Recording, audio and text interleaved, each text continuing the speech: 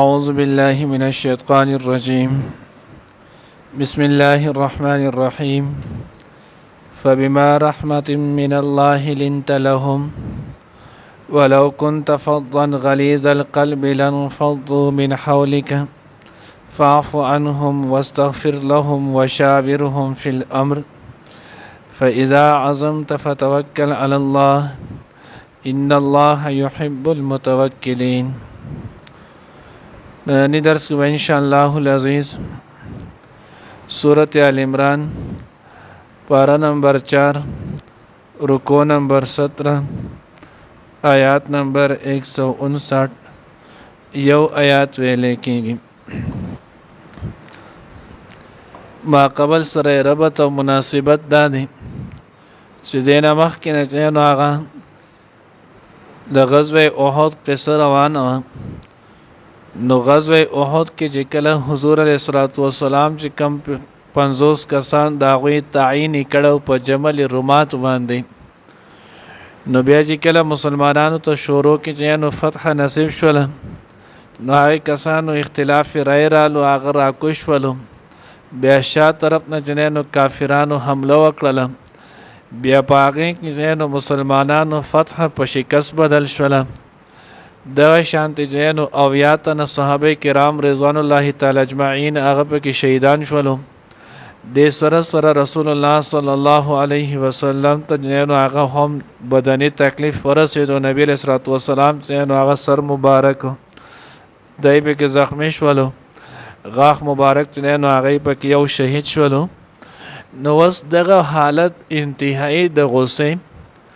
او انتهایی د خفګان ولو.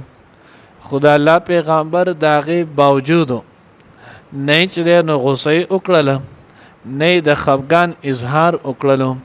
بلکې الله پیغمبر په دغه وخت کې هم صحابه کرام رضوان الله تعالی اجمعین اغه ځان تراجم کړل، اغه ته आवाज وکړو الی یا عباد الله، اے د الله بندگانو زما خال چنه نو هغه راشي. نو الله رب العزت وایي چې فبما رحمت د الله پر رحم سره، د الله پاک په مهرباني سره لنت لهم دوی جنانو نرم شوی دا غوی د پاره. الله رب العزت وی لو كنت فظا غلیظ القلب، کچره ته جنانو هغه سخویا سخزړه والوي، لنفضوا من حولك، نو دی بستا د خواشانه پوخا جنانو هغه تلیولو. نو حضرات وی چې په دې کې د مبلغ د پاره دغه شان جنانو د مرشد د پاره په دې کې الله رب العزت چې نو هغه یو اهم اصل بیان کړلو، هغه دا چې د پاره به د ټولو نه وړمبنۍ خبره نرم خوی چې نو هغه به د استعمالي. کچرته د نرم خوی وي، نرم لهجه، نو د نه به خلک استفاده کوي، خلک به د نه چې نو هغه ډیر څه زده کوي. او کده نرم مزاج نه استعمالي، نرم خوی چې نو هغه نه کوي، نو دنه څوک استفاده چې نو هغه نشي کولای. حدیث مبارکه کې راځي د الله پیغمبر فرمان مبارک دی، کم سړی چې نو هغه د رفق نه نرمۍ نه چې نو هغه محروم شولو، د سړی د هر خیر نه چې نو هغه محروم شولو. چاته دی الله رب العزت چې نو نرمي ورکړه، د انسان لګویا الله رب العزت چې نو هغه تمام خیرونه چې نو هغه ورکړه. ولی چې کله د کې نرمي خوش اخلاق وي، نو د خلق د خواته به خلق راځي، د سره به مجلس کوي، دنه به خلق مستفید کیږي. او کله چې د اخلاقو کې سختی وي، بد مزاج وي، سخوی چې نه راغی، نو خلق به دنه کناره کشي کوي. او چې کله د خلق کناره کشي کوي، نو د سره به د پخپل هم د ډیر خیر نه محروم کیږي، او د وجه نه به نور هم ډیر خلق چې نه هغه د خیر نه محروم شي. او د رسول الله صلی الله علیه وسلم په نرمۍ باندې په دې باندې خو جنانو هغه ټول قرآن احادیث مبارکه سیرت چې وګورئ هغه پیډک دی. من جمله زبتا صداغه یو واقع و وز مخې ته وکتل شي، او د الله د پیغمبر ته نو هغه نرمۍ ته د الله پیغمبر اخلاق کریمه ته وکتل شي. سن 8 هجری کې په کم کال چې فتح مکه شو، په دغه کال باندې چې نو غزوه حنین هم شو، فتح حنین هم شو. فتح حنین دا د رسول الله صلی الله علیه وسلم په زمانه مبارک کې د ټولو نتنه هغه مالی حیثیت، مالی غنیمت په اعتبار سره لوی فتح و. ځکه په دې فتح کې 40,000 چې نو هغه صرف بزې میلاوي شوی وي دغه شانتي 24,000 اوخان پکې راغلي په منونو چې نو هغه په دې کې سره زر او سپین زر چې نو هغه میلاو شوی ول اوس چې کله دا میلاو شولو نو نبی علیہ الصلوۃ والسلام خو نو هغه د سخاوت خو د الله پیغمبر دریاب ول نبی علیہ الصلوۃ والسلام چاله سل او خان چاله 500 خان چاله زر بيزي چاله 2000 بيزي چاله چنه نو هغه سونه د خلک براتل او د الله پیغمبر بوله چنه نو دا ور کولو اوس چې دای کولو نو دغه وخت کې یو منافق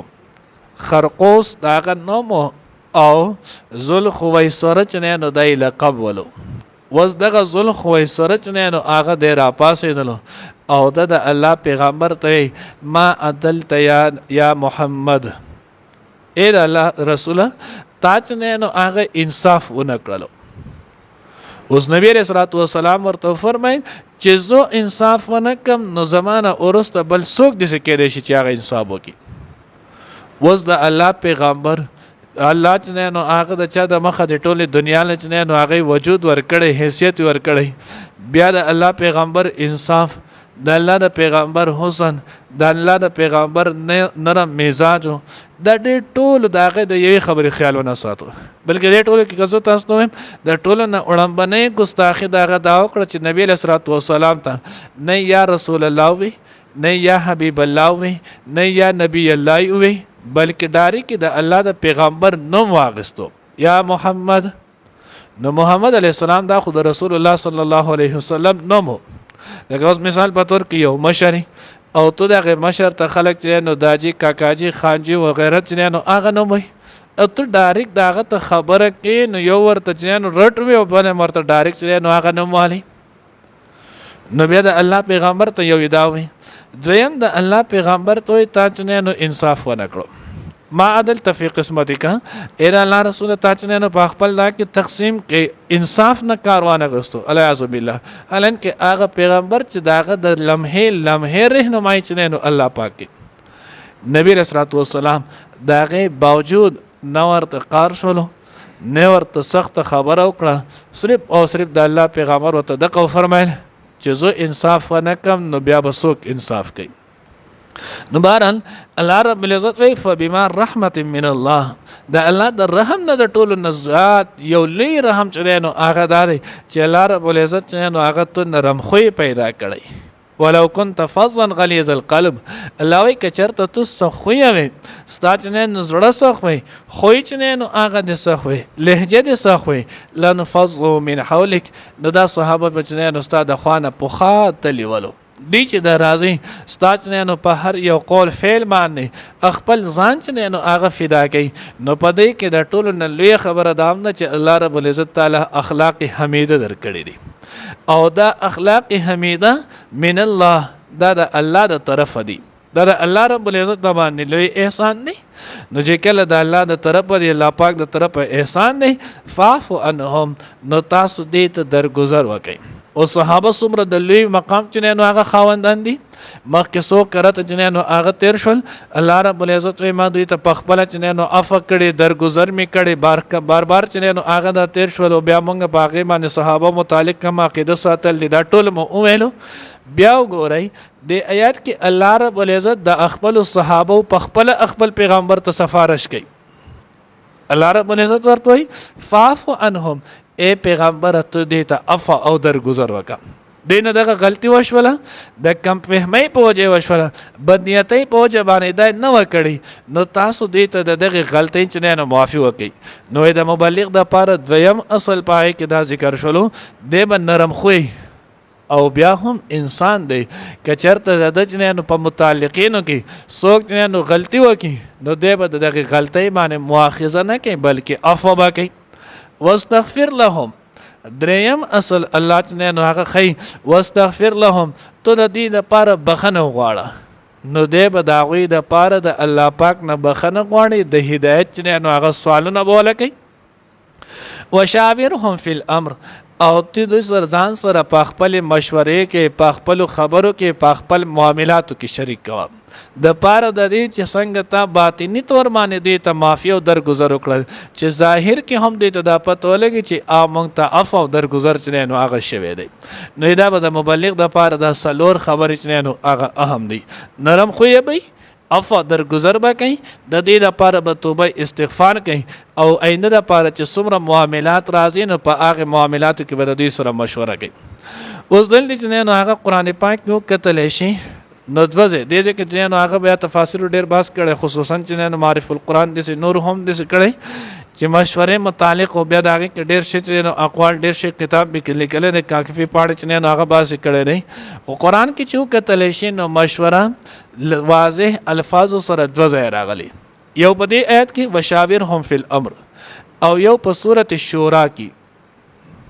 وامرهم چنانو د دې امر د دې کار چنانو هغه پاپس کې په شورا سره چنانو هغه بکیږي. نو د مشورې چنانو اهمیت مشوره چنانو هغه کول. اوس مشوره سره نو مشوره سنت ده. خدایا ساتي حضور علیه الصلاۃ والسلام چې د کم کارونو کې مشوره کوله نو دا هغه کارونه چې په کم کې د الله تر طرف نه وحی چې دی نو هغه نه راغلي. کم کارونو کې به مشوره کیږي نو هغه کار کې به مشوره کیږي چې په کم کار کې نص چې دی نو هغه نه راغلی. قرآن پاک آیات یا د رسول الله صلی الله علیه وسلم احادیث دا پکې نه واردو نو په هغه کار کې بجنه نو هغه مشوره کیږي چې د ادوان د نه خالی وي نو بیا په دغه کار کې مشوره کوي. لکه مثال په تور کې اوس ماسختن باندې ویلو دوی راځم مشوره کو چې منځ وکړو کو نه کو نو بری به ګناګاری د ضرورت نه نو هغه نصاب متعلق مال شته دی وای چې نه نو حج لاړ شم که حج لاړ نشم. اوس حج وکم که حج نکوم په دې کې کوم مشوره کې دی ګناګار دی ځکه حج د الله تر طرفه حکم دی. زکات ادا کم که زکات ادا نه کم دې کې نشي کولای. ها دې کې کولای شي زکات زیات مستحق څوک دی چاله زکات ورکم نو په دې کې مشوره کولای شي. حج کوم سکالی چې نه نو هغه لاړ شم کال لاړ شم بکم طریقه باندې لاړ شم هوایي جهاز کې لاړ شم اچنه نو دریابي جهاز کې لاړ شم دې نو هغه کولای شي. خود دې نشي چې دا کار کوم دا وکم کنه کوم ځکه دا خو فرض حکم دی. نو فرض حکم کې منصوص دی ته ویل کېږي کم شس کې چې نص وارد شوی حدیث او قرآن راغلی آئے کې مشوره نه کوي. دنیای امور کې چې نو هغه نور کارونه کې یا دین هغه کارونه چې په هغه کې الله د طرفه چې نو هغه سنس قرآن آیات نه راغلی یا د نبی علیہ الصلوۃ والسلام د طرفه په هغه کې حدیث نه راغلی په دای کې مشوره کولای شي. لکه مثال کې طور باندې جنگ بدر کې چې کله چې نو هغه وشول نو غزوه بدر کې چې کم قیدیان رالل دا غي په باره کې الله د طرف نه چې نو هغه حکم نو راغلی نبی علیہ الصلوۃ والسلام ته الله حواله کو. نو نبی علیہ الصلوۃ والسلام د صحابه کرام رضوان الله تعالی اجمعین سره مشوره وکړه. بل سره دا شوله چې مشوره کله کولای شي نو مشورې کې به ټول کسان خالی او ذهني د به د مخ کې نه یو خبره نه ته کړي ولی کده د مخ کې نه یو خبره ته کړي او بیا مشوره لې نو دا اس برای نام مشوره ده. دا بیا مشوره نه ده. مشوره اله ده چې دغه کار د مخ کې نه ته شوی نه نو مشوره وکړي. دریم کله چې مشوره کېږي نو مشورې کې به د اکثریت باندې عمل نه مشوره کې ما اکثریت باندې چې نو هغه عمل نه چې د طرف ته خلک ډیر شول بس هم دا کار دی وشي بلکې په دې کې چې کم امیر وي د مشورې نو دا هغه به ګوري چې کم یو خبره زیاته په دلایل سره چې نو هغه قوي ده نو په هغه خبرې باندې هغه مشوره اخلي پای باندې عمل کوي. مشورې د پاره چې نو هغه دو شرطونه کم کس نه چې مشوره علي. نمبر 1 د به عاقل و صاحب الرای وي د څه کس به چې داغه به عقل کار کوي اسی بیډنګ بنر اپریدي صاحب العقل مې صاحب الرای سره بای. دویم دا سره به چې نو عبادت گزار وي نیک به صالح به نو د دې سړی نه نو هغه مشوره اغستې شي. که صاحب عقل نه یا عبادت گزار نه نیک نه دغه د مشورې اغستو چې نو هغه ضرورت نشته. او که چرته دا یو دینی مسله کې چې نو هغه د مشورې او دغه مشورې کې دغه دینی مسله کې قرآن آیات فقها قول یا چې نو دغه اجماع امت او دغه شانتي حدیث مبارکه دا نه نو په دغه کې دریم شرط ول بیا دار چې هغه به دغه سړی به فقيه هم په دین به پويږي هم نو چې کله د په دین پويږي نو الله به د مشوره غسل کیږي. نو بهرحال علاوه وشاورهم فی الامر د دنیا په کارونو کې دنیا معاملاتو کې ځان سره چې نو هغه په دغه مشورو کې نو هغه شریک کا دین چې نو هغه سره مشوره چې نو اخله. ولی حدیث مبارکه کې راځي وای هغه قوم د هغه پورې نشي راکې کم قوم چې نو هغه مشران نیکان ولو. دویمو د دې چې نو هغه کارونه په مشورې سره. دریم د دې چې نو هغه مشران نیکان ول د دې کارونه په مشورې سره او د دې مالدار کسان چې نو هغه سخیان ول. ترمذی روایت کړي نو د دې خلکو د پاره د زمکه د منځ نه د لاندې نه د زمکه پاس چې نو هغه غوړه دی. او کم قوم کې دا خبره نه و د دې مشران چې نو هغه بدن ولو د دې کارونه هغه د خزو پاوالول مالدار چې نو هغه بخیلان ول. نو د دې لپاره د زمکه د ظاهر نه یعنی د ځوان نه مرګ چې نو هغه بیا بهتره دی. نو ځکه حدیث مبارکه کې وس مشوره نبی علیہ الصلوۃ والسلام صحابهونه چې مشوره غستله